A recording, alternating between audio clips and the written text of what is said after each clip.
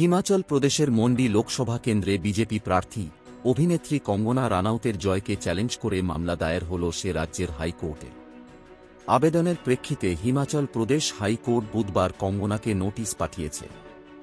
আবেদনকারী লায়াকরাম নেগি আদালতকে জানিয়েছেন, মন্ডি লোকসভা কেন্দ্রে নির্দল প্রার্থী হিসাবে তিনি মনোনয়ন জমা দিয়েছিলেন, কিন্তু রিটার্নিং অফিসার অবৈধভাবে তাঁর মনোনয়ন বাতিল ঘোষণা করেন। এই পরিস্থিতিতে মন্ডি লোকসভা কেন্দ্রের পুরো নির্বাচনী প্রক্রিয়া বাতিলের দাবি জানিয়েছেন তিনি। হিমাচলের কিন্নৌরের বাসিন্দা নেগি প্রাক্তন সরকারি কর্মচারী। এক্ষেত্রে মনোনয়নপত্রের সঙ্গে সংশ্লিষ্ট সরকারি দপ্তর থেকে তাঁর কোনো বকেয়া নেই বলে শংসাপত্র বাধ্যতামূলক। সংবাদ সংস্থা পিটিআইকে নেগি জানিয়েছেন, নিয়ম মেনেই তিনি তা জমা দিয়েছিলেন। কিন্তু নেগির অভিযোগ, এরপরে একদিনের মধ্যে তাঁকে বিদ্যুৎ, জল এবং টেলিফোন দপ্তর থেকে বকেয়া নেই সংক্রান্ত শংসাপত্র জমা দিতে বলা হয় এবং সেগুলি পেশের সময় না দিয়েই মনোনয়ন বাতিল করা হয়।